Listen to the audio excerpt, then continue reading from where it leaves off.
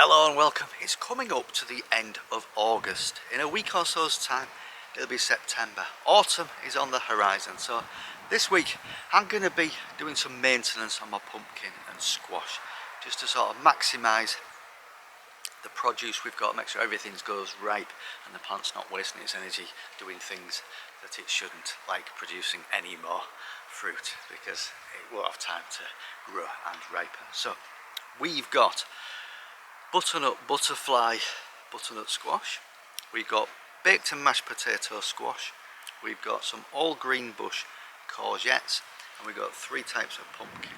We've got Big Macs, jack-o'-lantern and zombie pumpkins. So we're going to wander down this strip and then that strip, one bed at a time, assess the situation.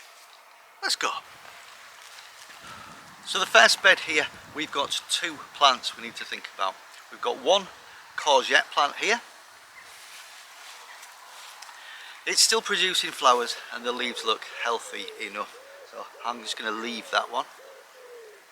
Then the rest of the ground coverage here is just from one plant, butternut butterfly squash. It's spreading all over the place. It's still got flowers on it, so those flowers now won't have time to develop into butternut squash, grow and ripen. So I'm going to firstly trim back all the leaves that are around the butternut squash to make sure that they get enough sunlight and ripen. And I'm going to cut back the vines that are spreading across. Make sure we get rid of all the flowers. The leaves on the rest of the plant look alright, so I'm going to reduce it in size and hopefully that'll put more energy from the plant into looking after the butternut squash that already exists. So yeah, I'm going to get on with that.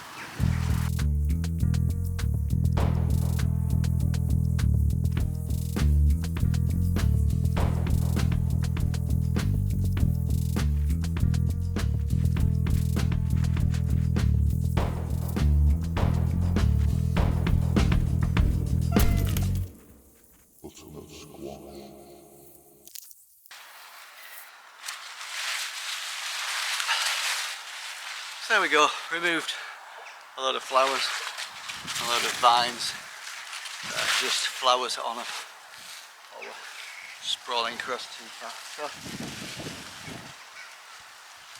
See, I've got 5 butternut squash on there. I'll show you a closer look and then we'll move to the next bed. All this stuff is going to go on the compost heap.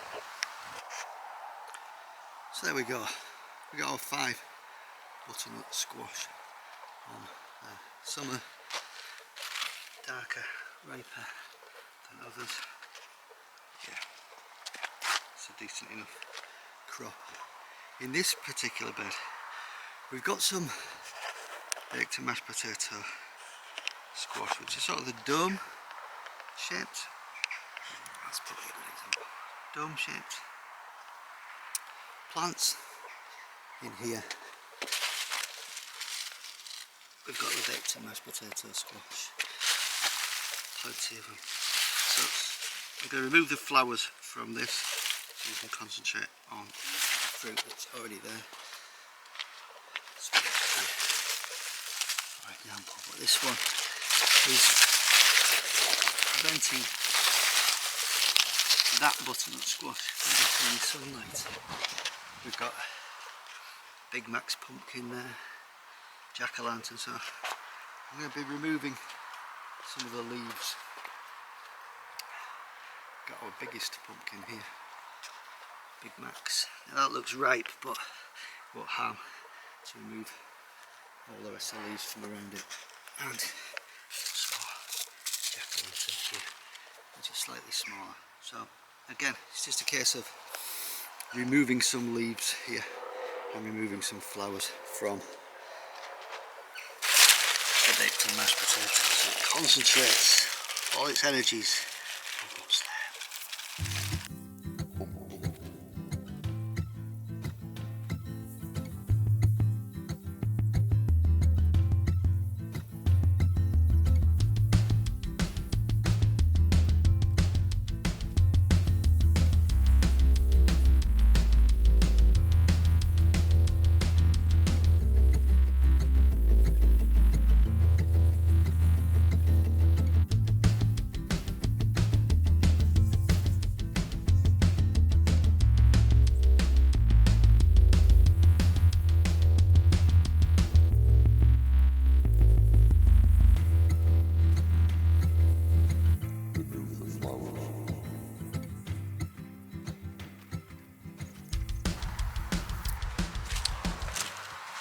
Right,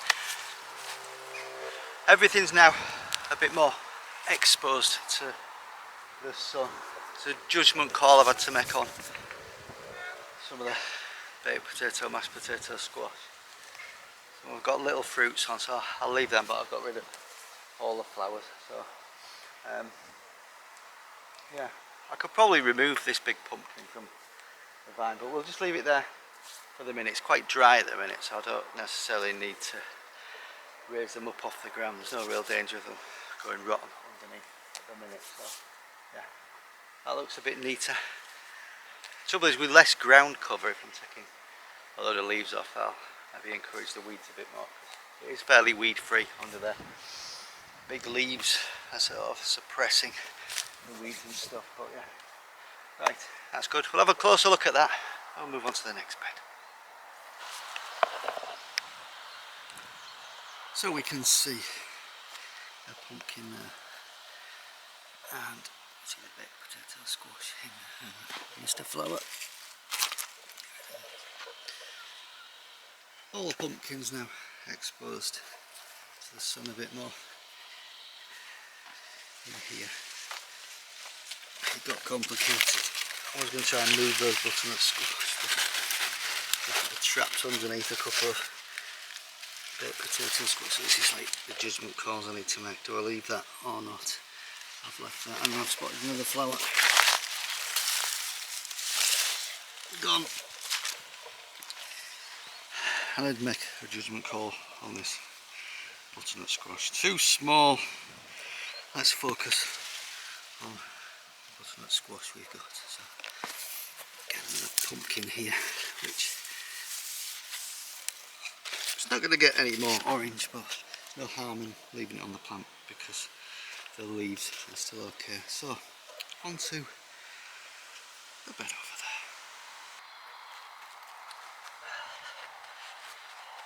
Now with the courgettes and the baked potato, mashed potato, squash, they're kind of compact plants. You know where they start and finish. With pumpkin and butternut squash, they crawl all over the place. You need to know where those plants originate from. So when I put these out after they're sort of grown to sufficient size and I'd sort of toughened them up outside, I still put canes around any kind of the sprawling vines so they didn't get blown about by the wind and damaged. So there's more canes in here than plants, if you like, but to know where the plants originate from and where to water, I've put little bits of string on the canes where the plant originates from, so you can know, just water where those canes with string are. For example, there's a butternut squash here. The nearest place it can originate from is somewhere back there. So it's yeah, it's important to know where to water, especially when if you only got one plant, it's fine, right? But when you've got a few and they're crossing over and it gets complicated, so you need to know where they originate from. Some of the leaves on these pumpkin plants are dying right back. Now some have got like powdery mildew which turns the leaves sort of white. It doesn't really harm the plants. You get that on all sorts of plants like this, courgettes and stuff. So you'll see as we go a bit further, some more pronounced than others, but there's an argument I could just remove these pumpkins here now. Let's go look at the vines on this, because I'm sure the plants aren't doing that much for pumpkins at the minute. Let's have a closer look.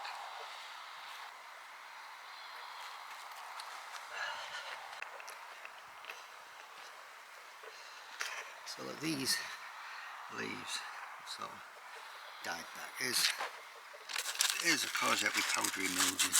It's got some no courgettes growing on there at the minute, but we do have the flowers. But this pumpkin plant, for example, got a couple of pumpkins on it, but is that just looks a dried out stem. So I'm going to leave them there for the minute because pumpkins are alright to leave where they are. So I'm just going to clear them off. Dry and almost crispy. So I'm going to do the same here, remove any flowers. I'm probably going to harvest these pumpkins in a week or two. But like I said, there's no harm leaving them out here, as long as it's not too wet.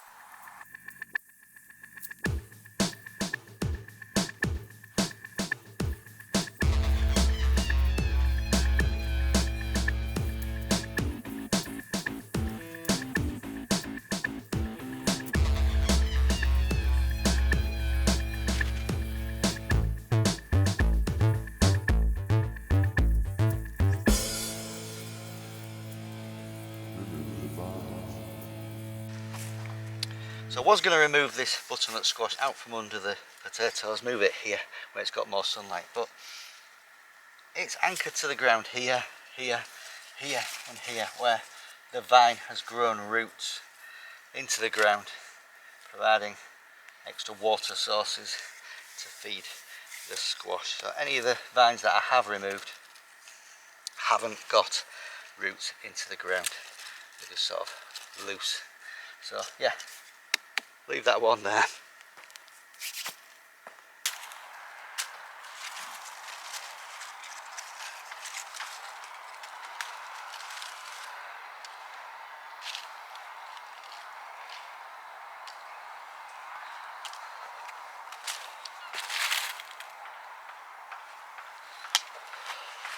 There we go, that looks a bit better. You can see them all now. Courgettes are slowing down slightly.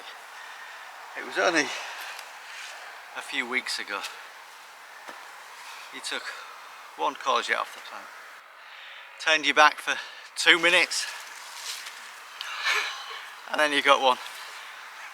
Massive. So courgettes are slowing down. Let's move on to the next bed. Right, so there's 3 plants we need to look at here. We'll go right to the back, and we've got the courgette plants.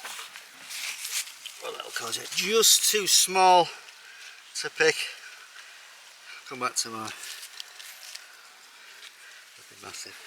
Right, we'll reverse out. So there's 2 plants in this section. We've got a courgette plant here. You can see they're all radiating out from the points. Some of the leaves have mildew, some are alright. We've got flowers on there. That one, that's it. It's like a courgette that's not happy. Hopefully that'll produce a couple more courgettes yet. And then we've got, we know it's a pumpkin, big map. Where does it start? All the way over here. And because there's a stick with a string on it, so I'm going to cut off that, not required. There's one vine coming out this way. So I'm taking the sunlight off my beetroot there. So cut off that one, trim any flowers off the end. So this pumpkin plant, we got one pumpkin on it. Oh well.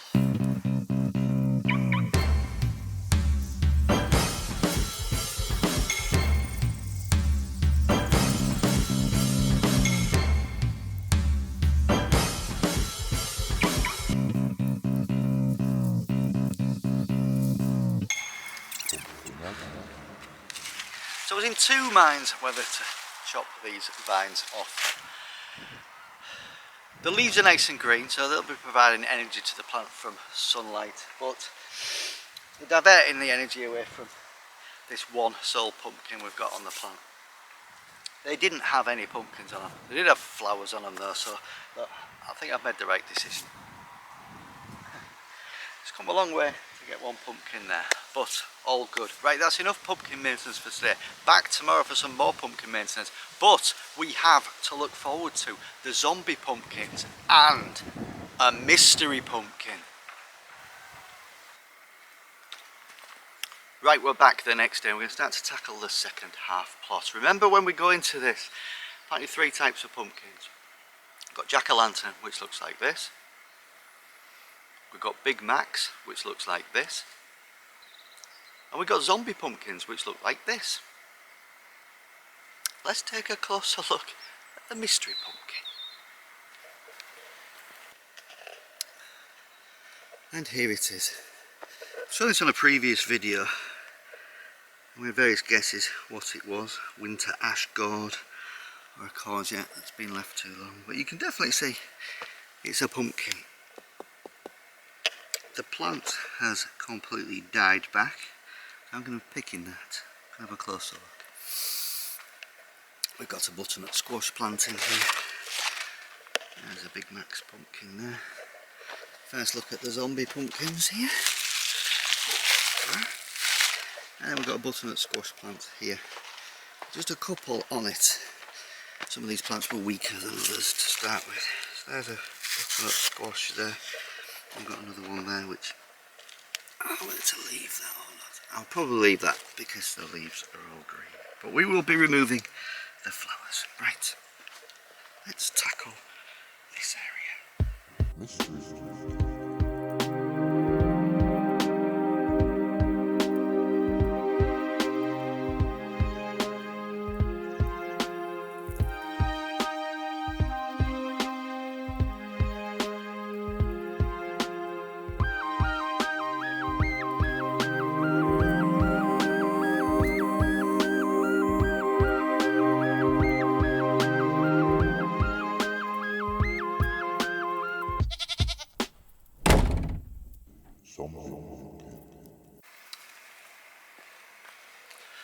So that's this area sorted out, all the pumpkins and squash. Now fully exposed to the sun to go ripe. But we are left with this little mystery. I did take a picture of it just now, do an image search, and the only thing that came back was a spaghetti squash. I don't think so. I'm fairly sure it's a pumpkin. Did also just do a quick search on cross-pollination. So that can happen between different types of squashes and pumpkins. But the pumpkin that is produced this year should be the same as the seed you sowed. If there's any cross-pollination, the seeds inside might affect what grows next year. So I just suspect it's either there's been a rogue seed from a different variety in the packet that I used, or somehow this has just got confused along the way. I would welcome your thoughts in the comments.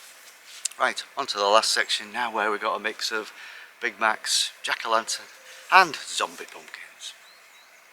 Not another one of these. Right, the last bit here to sort out. We've got 5 different plants here. Let's take a closer look. We'll start over here where we've got a courgette plant. Now, there were a couple on here that I've just removed that had gone rotten. But there are flowers on there. Probably inconsistent watering that has caused those to go rotten. But they're removed. Hopefully that will produce some more courgettes. We've got a jack-o'-lantern pumpkin here. This probably starts way over there somewhere. Starting here, we've got some zombie pumpkins. Another plant that starts there. Big Macs. There's one plant starts there. Goes all the way across there. Jack-o'-lantern pumpkin. And here we've got a plant. A zombie pumpkin. Now these have all gone orange. So I'm going to harvest these, remove the plant, do what I did with the rest of the areas, remove any leaves, expose the pumpkins to some sunlight.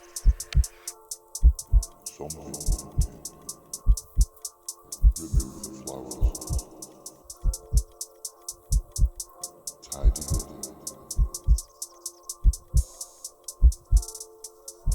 Remove the vines.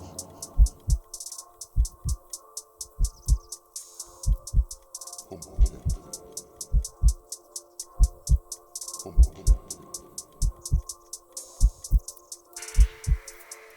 So the zombie pumpkins we've harvested. The vine going into it is rock solid. We've left a nice length there to make it better for storage. It sounds hollow. All good.